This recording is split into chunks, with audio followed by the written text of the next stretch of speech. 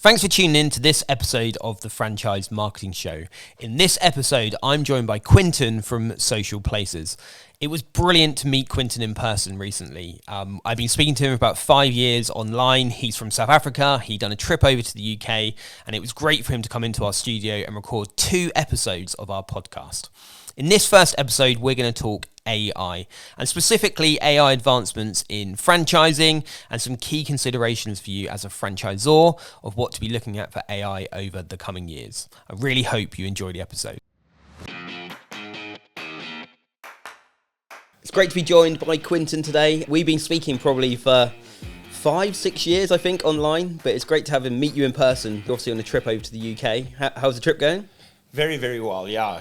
Loving being here, and it's just great to meet everyone in person. Yeah, it's been an incredible trip. Spent some time in London with Paul and the rest of the team. Met Helen from eWIF, and yeah, now good to be with you guys. Superb. We're going to record a couple of podcasts while you're with us. The podcast today, we're going to be talking very much about AI. It's something I know at Social Places you're working heavily on. It'd be great to understand how you've kind of personally been using AI. I think we're all on a bit of journey of kind of playing with tools, using tools, trying to work out where it can improve our day-to-day work, I suppose. But what are you using AI for currently? So at the moment, we're busy working with, just trying to streamline team performance internally with our own internal teams at Social Places. So I head up the sales and revenue machine. And what we've been doing is just running time exercises where are our teams spending a lot of time on mundane work or work that needs high precision, and looking at implementing agents and AIs or building workflows that can win them back time so that they can concentrate, our sales guys being in front of people or the rev ops guys building campaigns, etc. So that's a big focus for us, is winning back time. Yeah, amazing. And obviously I think for people listening, there's so many different AI tools you can use. What actual tool softwares are you using to do that at the moment? So we're leveraging quite a few. I'm a big fan of Perplexity, ChatGPT. There's a couple, Gemini, anything local. It's also a great tool. I use Krea as well as 11 Labs for anything creative, and also just tinkering. I would say anyone looking to get into it, curiosity is always the best thing. Be curious about it and look at exploring, learning. You could even code. We chatted about it briefly, vibe coding or like accelerating your learning, It really is a great tool to ask questions, but then dive deep into, what can I build or explore, because it's a machine to crunch and give you as much information as you possibly can. Yeah, absolutely. And today we're going to talk obviously more about AI in franchising, and I suppose specifically local marketing in franchising as well, how AI can support. What would you say are the kind of key first steps for a franchisor? Are your Google listing, your Facebook local pages, your Apple Maps, Bing Maps, all optimized and constantly driving relevant content to that local audience? And those are things that AI can do consistently. In the franchising world, most franchisors and their franchisees are operational people, right? So they're working in the business. They sometimes don't have access to marketing teams or the know-how. So we really can do like a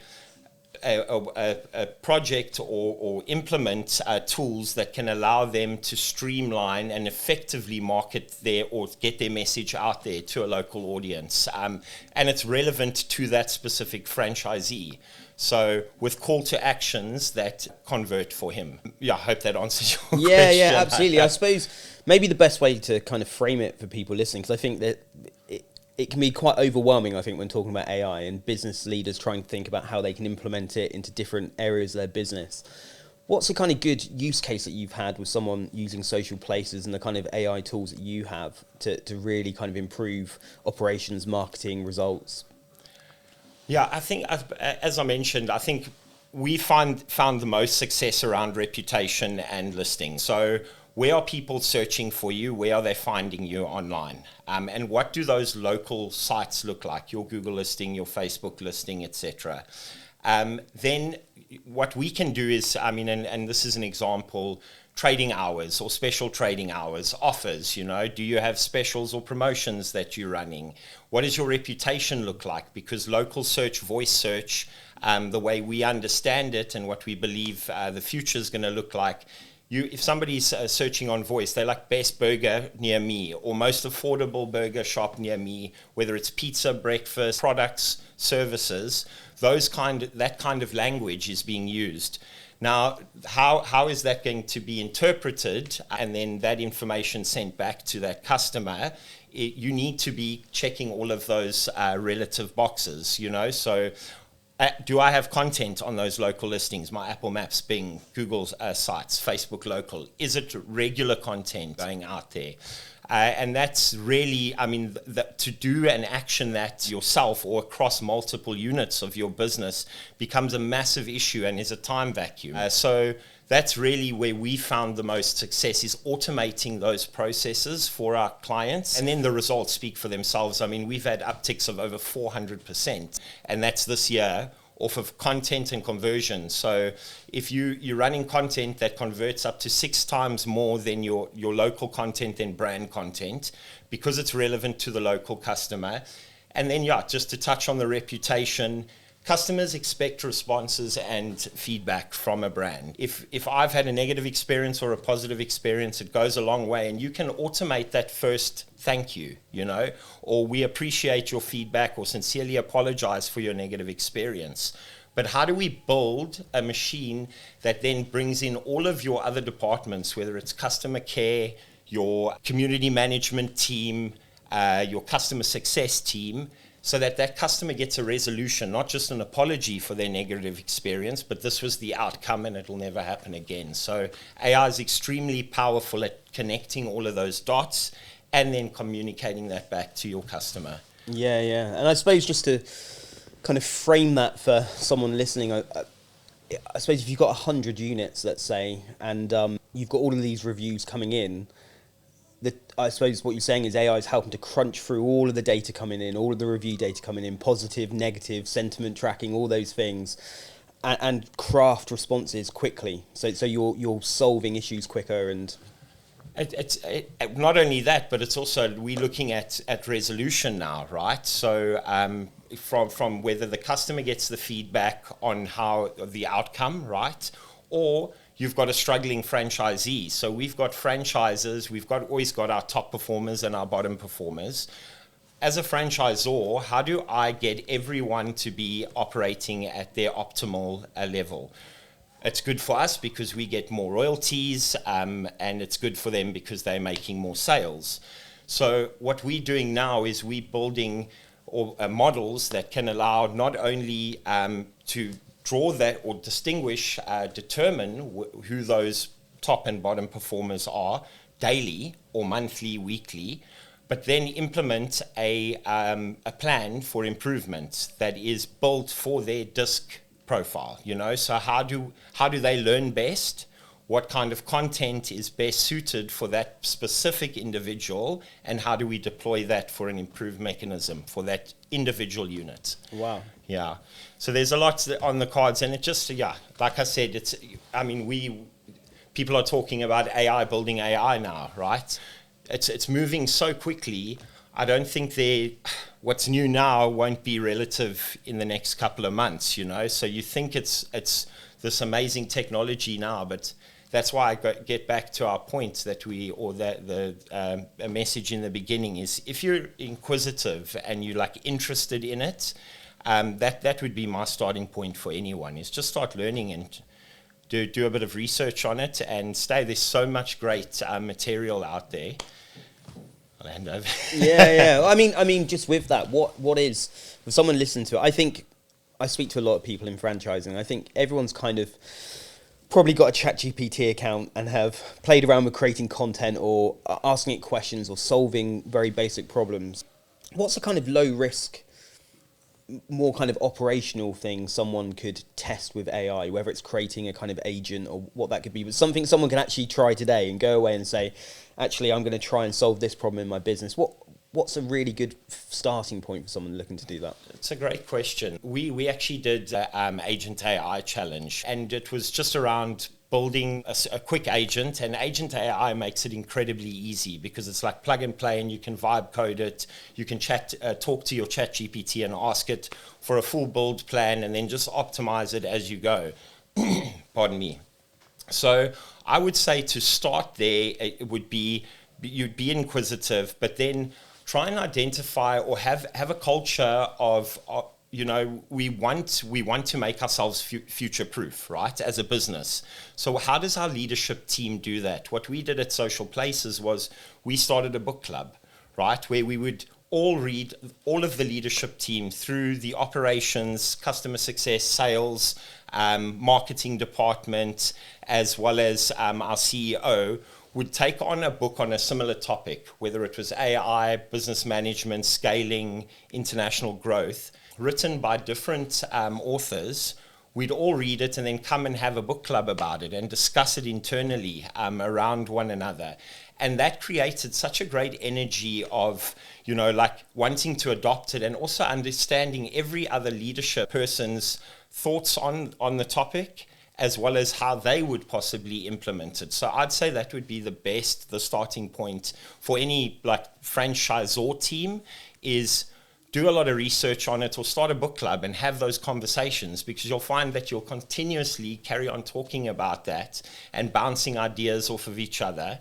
Then we've got it. We started a competition amongst our teams, So let's do. I always think like competition is a nice way to get everyone excited. There's a little gem or a reward at the end of it, and guys, go away, and the team who implements like something to save time or for the empowerment or of the whole team, I'm trying to find my words here, but that really worked at Social Places. We went away, we did our research, and it wasn't just the management team then, it's creating that excitement throughout your whole company. And the guys came back with some incredible ideas, and we implemented some really cool tools around it. It doesn't become religion at the company, but it starts that spark of curiosity and excitement about it. People need to get away from the idea that AI is going to take my job away. That is not the fact. It's the people who know how to use and implement it that will take your job. And that's the most important thing. If you're going to turn your back on it, and, it's rapidly changing. It's making people more effective. It's making companies more effective. You need to understand how to use it and implement it. Yeah, absolutely. There's a few things you said there which I thought were really cool. I think that the book club it's almost the kind of anti-AI, isn't it? It's going away and not being on a computer and testing things, but learning and then discussing it, which is really great. I think then also giving the team the time and the space to go away and test and use AI. I think this is the really important thing, isn't it? I think being closed to it now and not being scared and not letting people test and try and think about in their working day, actually, I spend an hour a day doing this. Is this something I can solve by AI, or is it an agent I can build? I think every business needs now to have that kind of thinking going on daily, doesn't it? Even if it's not solvable now, at some point in the future it will be. 100%. I mean, it needs to be something that excites you, because time is everything. My time is everything, that's one thing. We only have 24 hours in a day, right? So what can I do to win back time is the most important thing. And AI that's where I believe it's just going to outperform, anything a human can do, no matter how talented you are. Anything that's super analytical or needs precision when it comes to data, that's where it should be used at its best. Yeah, and it's funny, probably not many AI podcasts get this far without people mentioning AI taking over jobs, etc. And we got maybe 15 minutes in, but it's a really important point, isn't it? Because I think that's where so many people are scared about the future of the technology coming through. But I'm of the same belief as well, that it as a tool to win back time for people, to make our lives better, doesn't necessarily have to impact jobs. It's going to in some places, inevitably. But is that how you kind of see it going? It's a technology that's going to help us win back time and improve working conditions and lives. And efficiency. I think it's going to improve efficiency. It's also going to allow us to think big and dream big. I think I chatted to you briefly. Richard Mulholland, I think he said it best: the winners of the future, or the winners of tomorrow, will be the ones who use AI to find or create the new levels of hard. And if you are inquisitive, curious, you're playing with it, you're building with it, you're going to be able to or discover, pioneer the new hard, or the hard of the future. And that's where innovation will spark and all of these new things will come from. So it's like, don't use it as a crutch or a walking stick or to automate or make your life not only easier, but like, now let's think what we can build or create with it, because we have so much time available that does things so quickly. We can bounce ideas off of it. We can get it to, I was having a conversation the other day with a creative, and it's not like people are like, it's going to destroy the creative sector, designers, videographers. No, it's just going to supercharge people with talent and creativity that are excited about AI. AI will supercharge that creativity. Yeah, that's my belief. I'm also a firm believer of being human still, and I think, it's a big thing now with home office and people not going in, especially with the youth that haven't had the opportunity to have a mentor or to be in front of people that are sitting away at home in an office. And, that's the negative side of it. They're just going to be, talking to this chat GPT. You need to think of it, okay, like, how can I get it to do the things that it's going to do better than I can do, right? And optimally, that I can get out there in front of people and do be human, be me, and that's how we should utilize it and use it. Yeah, absolutely. And how do you see it? One of the things which I think we're in a transition period of now, in general in business, I think when kind of ChatGPT launched and everyone, I think there is a bit of a kind of common misconception that AI is a content creation tool, if that makes sense. It's kind of how it entered the business world, wasn't it? Everyone testing it to create content. I think people are starting to see it is so much more than that. And that reality is that's 0.01% of what AI is and what it's going to be. I think like we're saying, really, it's in a period where you need to be curious, you need to be testing, you need to be thinking how you can use it, but maybe still in a bit of an interim period where it's quite hard to get it working exactly how it will do maybe in the next 12, 18 months, 5 years. What do you see the kind of next year looking like from an AI point of view? Because it's moving so quickly.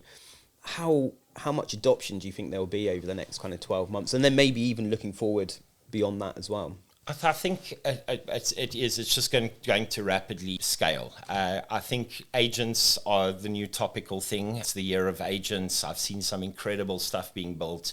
We're building some really cool tools. I know Sean Goldsmith also, we chatted about that on Friday. He's got some exciting stuff he's doing, but we're just using it to serve, right? And if the people who can build to serve and can create agents, yes, there's monitoring in it. If you've got a great product, you can take it to market.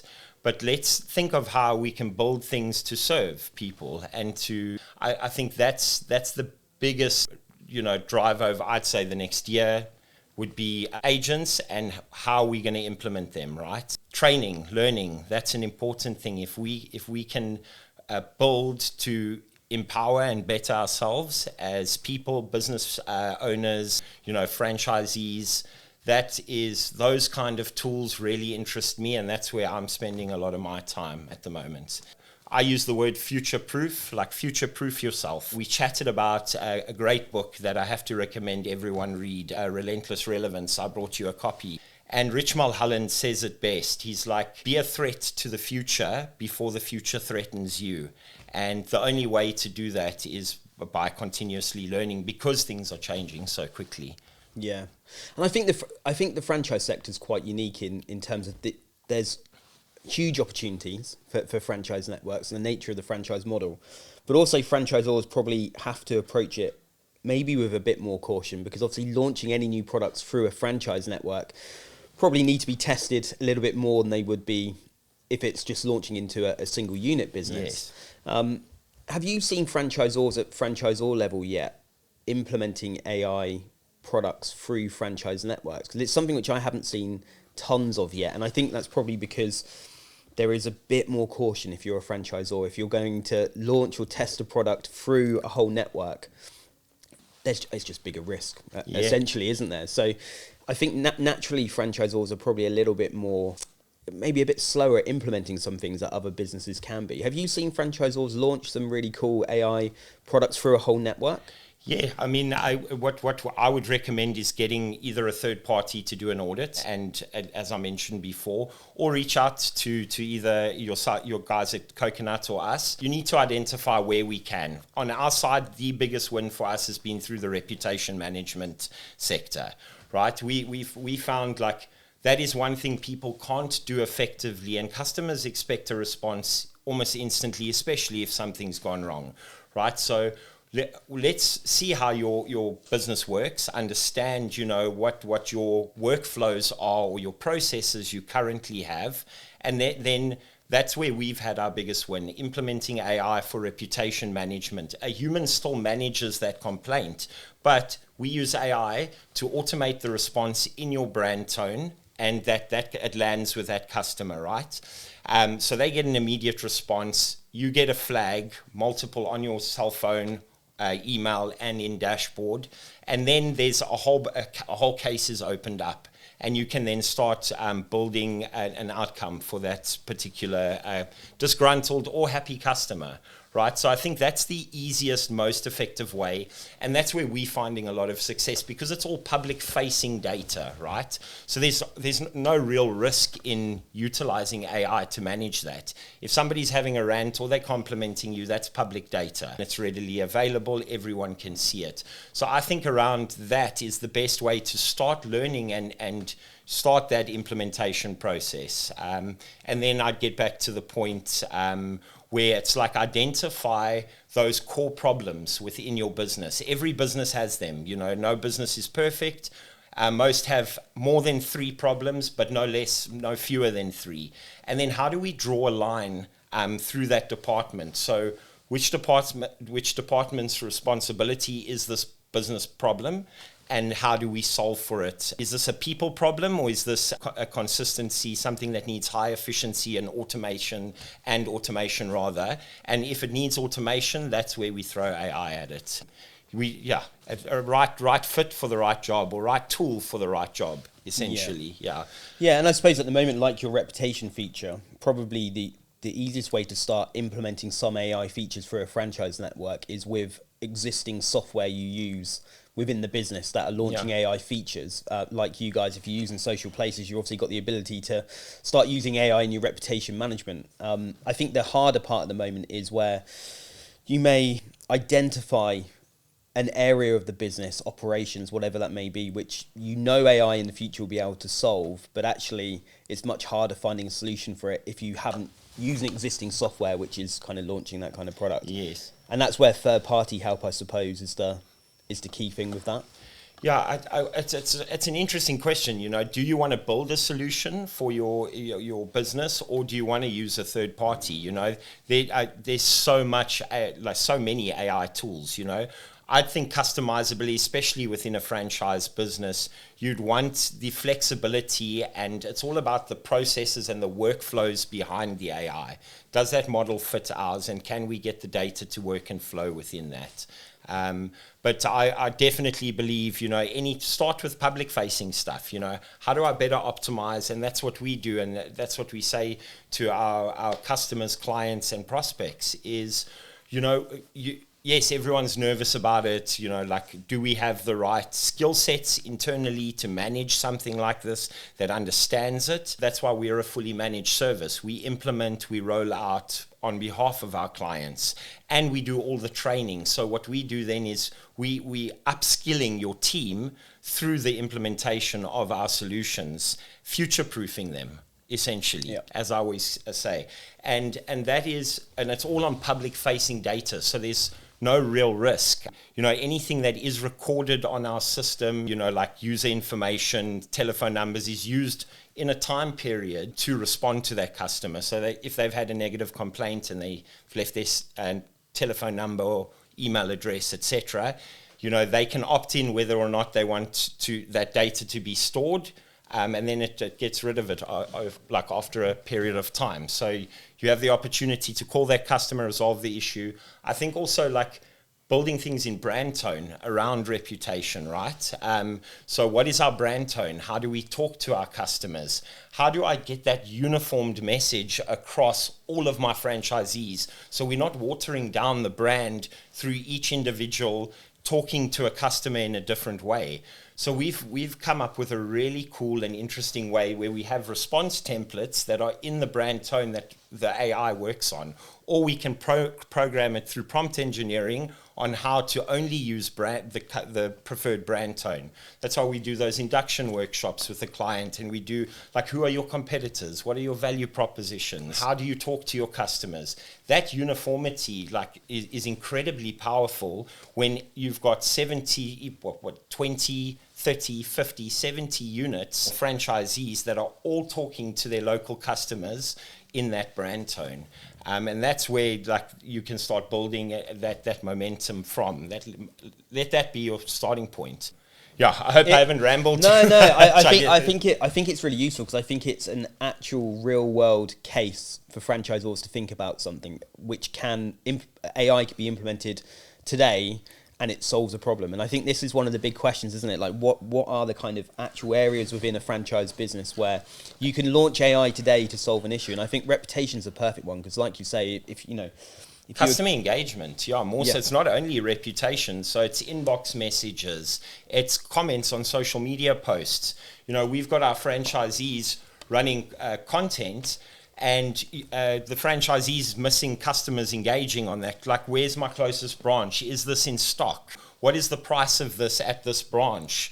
Things like that. Those are missed opportunities. Every single time there's been an hour or two or three, if you can get a response instantly, where's my closest branch? AI responds with a pin. Get directions to that branch, or a booking form, or direct contact, or WhatsApp, so that kind of automation. And that's what customers expect. I expect it. If I'm looking for something, I don't want to be frustrated through that and want friction in that experience. I want to get I use voice prompt or voice search. So where's the closest sit-down restaurant or a steak restaurant, burger joint?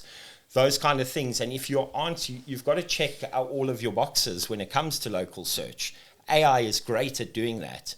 Our team is fantastic at doing that, making sure you're optimized for local search, making sure that every single customer engagement or touch point is being gently and subtly touched every single time a person engages online. Yeah. And I think it's a really useful thing for a franchisor to think about, isn't it? Because how many contacts come into the network as a whole daily, which are missed or not responded to quickly. I see this all the time in networks where, yes, it could be a review. Very often it's a comment on a social media post, which can be missed and actually not replied to ever in some cases. And then other customers see that post and see unreplied to messages. And then there's a reputation issue. And I think for a franchisor and a network to know that every single comment coming in can be replied to almost in real time. And there's a secondary thing, isn't there? Franchisors probably always have that concern of how are these things being responded to? Are they on brand? Is it how we want it to be said to customers? Because this is in public domain, isn't it, essentially? I think it's a brilliant real world case of how AI can be implemented today in a franchise network. And I think that's the difficulty for franchisors sometimes. They understand the huge benefits AI is going to bring, but actually today, how can we use it to benefit? Yeah, what's the real world practical application for it at this point, I suppose? I think another thing to touch on is, and that's why we do audits for all of our clients. A lot of people are like, okay, we're on Facebook, we're on Instagram, and we have a Google Maps listing. But, have you actually audited your digital ecosystem? Do you know what pages are out there? Have you had a franchisee that's come and gone? Have managers or operators at those franchisees' locations or within that entity or unit created pages over time? What does that digital bowl of spaghetti look like currently? So, and that's the beauty of what we do, is we bring that all back, right?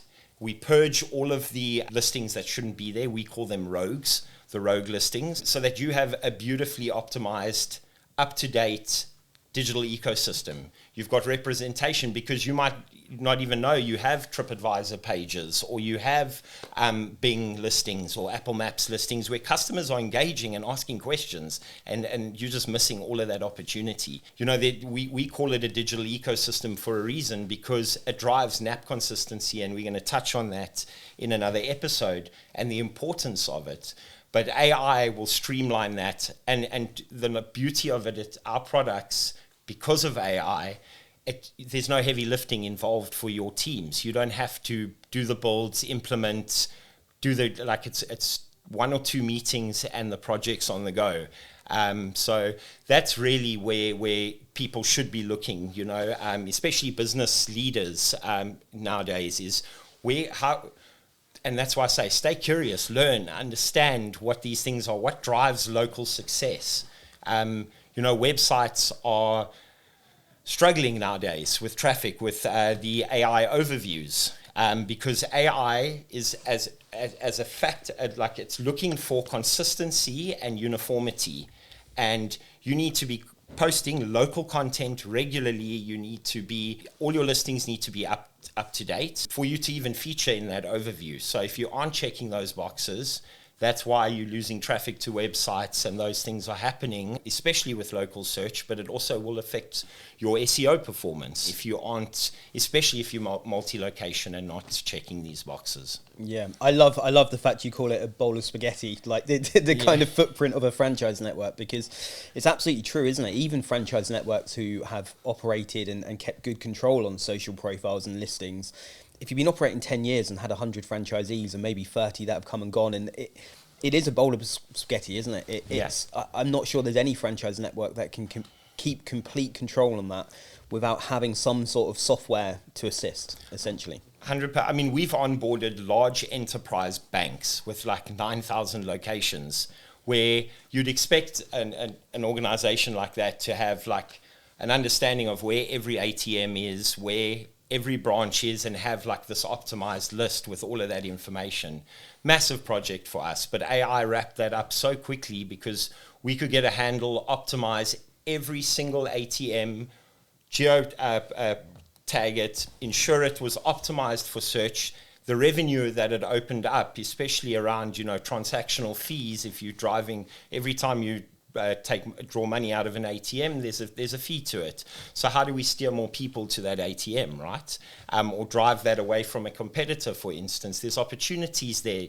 So once that network has been built, that's when like this whole world of opportunity opens up, because now we have control of all of these little digital entities, these little nodes that we can now start running content to. We can start building these like interesting campaigns, or, you know, we've got brands in South Africa that would have, you know, like kosher stores or halal stores. Then they've got their coastal regions, and you can start segmenting those campaigns and like really becoming, we call it hyper local, roping in your franchisees. They can start creating content within the dashboard that speaks to their communities, you know, and that drives a business forward, because that's what people are looking for. We want an experience. We want to have that local experience. We want to hear your story and understand what this brand is all about. And there's only one way to do that locally across multiple locations and keep it consistent. And that's really where we believe the future is, and what's exciting me. We can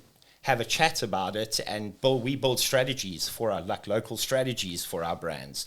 We go in, we do a couple of workshops, and then we're like, okay, well, you know, these are your key points, or this is what you want to do as a brand. How can we build you? We're not just a software company. We want to build you a local strategy that's going to like really allow not only you as the franchisor, but the franchisees to shine. Yeah. And get them involved and get them excited about it, because the tools make it so easy, right? And we've built the tools that we can then implement. And obviously you guys are very much kind of in the cutting edge of AI, and obviously have a software business. It's essential that you are. I I think we've been having some discussions over the last few days, and I mentioned that I've joined like a mastermind group for agency owners around AI, because I'm very conscious that I want to understand what other marketing agencies are doing and what are the trends. What do you think a franchisor can be doing to try and stay ahead of the trends? Because it does change daily, doesn't it? And there's always new opportunities, new things. In a sense, you can probably have information overload, just trying too many different things. What do you think is the best thing to do as of now, because it changes all the time, to keep ahead of the trends? I think it's always good to find somebody who's passionate about it, follow them. I do that. I'm a firm believer. I mean, there's guys that are levels above me, so I'm a firm believer. Always follow somebody a level or two above where you are, because then you're always going to find it easier to take in that content. So I would look for somebody who inspires you, who's playing with this kind of technology, and then just stay informed, learn, read, engage. I see a lot of businesses now are hiring AI heads of implementation or AI roles within companies. Now, some businesses aren't on a large enterprise scale, so how do we do that? Well, you need a champion within your organization, somebody who is excited about AI. Even if you're not excited from like a CEO or founder level, find that person. Every business will have one. And give them some authority to do some research and look at implementation and what solutions we can bring to the company that are going to benefit us. You, as the people who work within that business, know that business well. Like me, from a sales perspective, I'm a firm believer, never go in I think it's hubris to think that you could go in and tell a business owner or a franchisor that you can solve his problems. You have the blanket silver bullet for him. That is absolute hubris. You don't understand the complexities of that company and the history, the team involved. But I think if I could give anyone a word of advice, would be find a champion within your organization that is excited about AI, and allow them a bit of authority to explore, practice. Tinker, I call it, tinker with it, and you'll be surprised at the incredible things that come from it. Yeah, absolutely. And I know you guys have created some downloadable resources that people can download if they're listening to this podcast, and we'll have information on how to do that at the end of the show, and also in all the show notes, etc. Just give us a bit more information what's involved in them. Yeah, sure. So, I mean, Sabrina and I are going to start a bit of like a content podcast, and then just social media channels, just educational pieces, and then also implementation. So we're actually going to use the AI that we talk about, whether it's bi-weekly or monthly, and then do some tutorials and training on it. When it comes to what we do at Social Places, we have built a blueprint that we're going to provide to you, Adam, that you can share with everyone, and then feel free to reach out to me on LinkedIn, and I'll get my team to do a free complimentary audit on any of the businesses that do take us up on that offer, and we can start a conversation and have a look at where we see a fit for it. As I mentioned, every business is different. Are you brick and mortar? Do you rely on footfall to your company? Are you in the service industry, where your franchisees might not have physical locations, and we'd need to implement service area listings that work in a postcode or a region?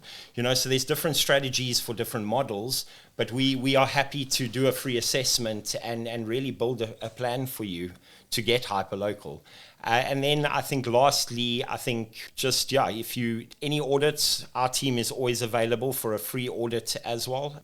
I'll do the assessment myself or Ashley, but if you just want to see what my ecosystem looks like, get hold of anyone on our team, and they'll run not only for the head office, but for every single one of your franchisees. We do it as like a project. We don't enter a meeting without doing an audit on a company. Yeah, and we've worked with you on quite a few audits for franchise brands, and I think if you heard earlier on and you think, actually, I think my digital footprint could be like a bowl of spaghetti, then the audit is the perfect way to start. Yeah, exactly. I think it's a great starting point, is just to know what's out there. Like, I'm unaware of what's going on in my digital ecosystem in the digital world.